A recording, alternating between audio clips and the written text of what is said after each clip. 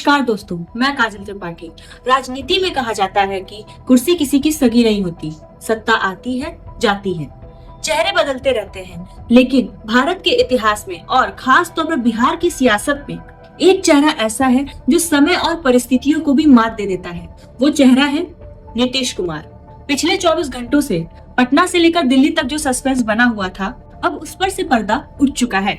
तमाम कयासों, तमाम शर्तों, बीजेपी के मुख्यमंत्री की तमाम मांगों को दरकिनार करते हुए ये तय हो गया है कि बिहार के सुल्तान फिर से नीतीश कुमार ही होंगे। खबर पक्की है, नीतीश कुमार ने प्रधानमंत्री नरेंद्र मोदी और गृह मंत्री अमित शाह से अपनी बात मनवा ली है। वह एक बार दो बार नहीं बल्कि 10वीं बार बिहार के मुख्यमंत्री पद की शपथ लेने जा रहे हैं।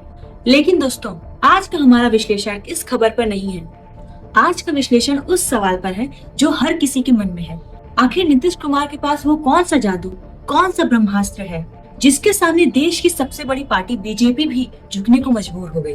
क्यों ज्यादा सीटें होने के बावजूद बीजेपी अपना मुख्यमंत्री नहीं बना पाई?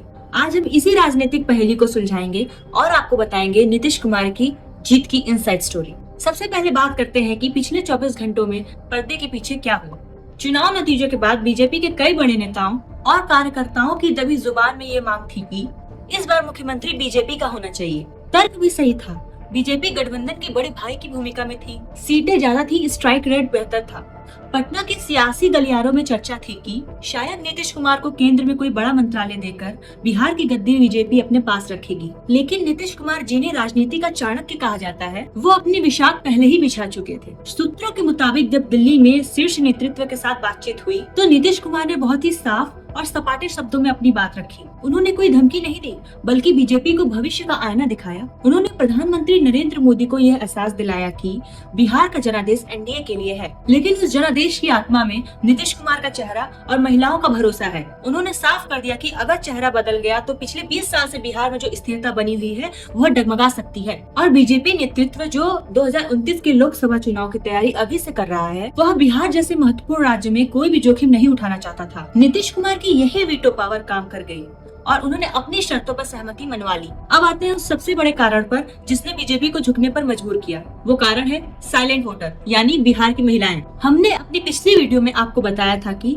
कैसे महिलाओं ने एनडीए को एक तरफा वोट दिया था। दोस्तों, ये सच है कि बीजेपी का संगठन मजबूत है, पीएम मोदी की लोकप्रियता चरम पर है। लेकिन बिहार में एक सच्चाई यह भी है कि गांव देहात की महिला आज भी नीतीश कुमार को अपना भाई और अभिभावक मानती हैं। शराबबंदी फैसला हो, जीविका दीदी समूह हो या लड़कियों के लिए साइकिल और पोशाक योजना, नीतीश कुमार ने पिछले 15 सालों में जो महिलाओं के बीच अपनी पैठ बनाई है, उसे कोई दूसरा नेता रातों रात हासिल नहीं कर सकता। बीजेपी के रणनीतिकारों ने जब नतीजों का गहराई से विश्लेषण किया तो उन्हें समझ आ गया कि ये जीत मोदी मैजिक और नीतीश के भरोसे का मिश्रण है। अगर नीतीश कुमार को हटाया जाता तो महिलाओं के बीच एक गलत संदेश जा सकता था कि उनके भरोसेमंद नेता को अपमानित किया गया है। बीजेपी ये रिस्क नहीं लेना चाहती थी। तो दोस्तों, नीतीश कुमार ये जानते थे कि महिला वोट बैंक उनकी सबसे बड़ी ढाल है और उन्होंने बातचीत की मेज पर इसका बखूबी इस्तेमाल किया। दोस्तों, तीसरा बड़ा कारण है बिहार की जटिल जातिगत राजनीति। आरजेडी की करारी हार के पीछे एक बड़ा कारण ये था कि अति पिछड़ा वर्ग पूरी तरीके से एनडीए के साथ एकजुट रहा। नीतीश कुमार कुर्मी, क्वेरी और अति पिछड़ा वर्ग के सबसे बड़े चेहरे माने जाते हैं। बीजेपी को यह डर था कि अगर किसी सवर्ण या किसी ऐसे चेहरे को मुख्यमंत्री बनाया गया जिसकी पकड़ इन वर्गों पर ढीली हो तो 2029 का लोकसभा चुनाव में यह बड़ा वोट बैंक छिटक सकता है। तेजस्वी यादव और विपक्ष लगातार ये नैरेटिव सेट करने की कोशिश कर रहे थे कि बीजेपी आरक्षण विरोधी है या पिछड़ा विरोधी है। ऐसे समय में नीतीश कुमार का चेहरा एनडीए के लिए एक सुरक्षा कवच था। पीएम मोदी, जो खुद ओबीसी की राजनीति की नब्ज को समझते हैं, उन्होंने तुरंत इस बात की गंभीरता को भांप लिया। इसीलिए 10वीं बार ताजपोशी का रास्ता साफ हो गया। मैं नीतीश कुमार सत्यनिष्ठा से प्रतिज्ञान करता हूं कि मैं विधि द्वारा स्थापित भारत के संविधान के प्रति सच्ची श्रद्धा और निष्ठा रखूंगा। मैं भारत की प्रभुता और अखंडता अक्षुण्ण रखूंगा। मैं बिहार राज्य के मुख्यमंत्री के रूप में अपने कर्तव्यों का श्रद्धापूर्वक और शुद्ध अंतःकरण से निर्वहन करूंगा तथा मैं भय या अब जरा उस रिकॉर्ड पर नजर डालते हैं जो बनने जा रहा है 10वीं बार। सोचिए, एक व्यक्ति जो पहली बार सन 2000 में सिर्फ 7 दिनों के लिए मुख्यमंत्री बना था, तब किसी ने नहीं सोचा था कि ये इंजीनियर बाबू बिहार की राजनीति का ध्रुव बन जाएगा। कभी बीजेपी के साथ तो कभी आरजेडी के साथ, कभी इस्तीफा दिया तो कभी शपथ ली।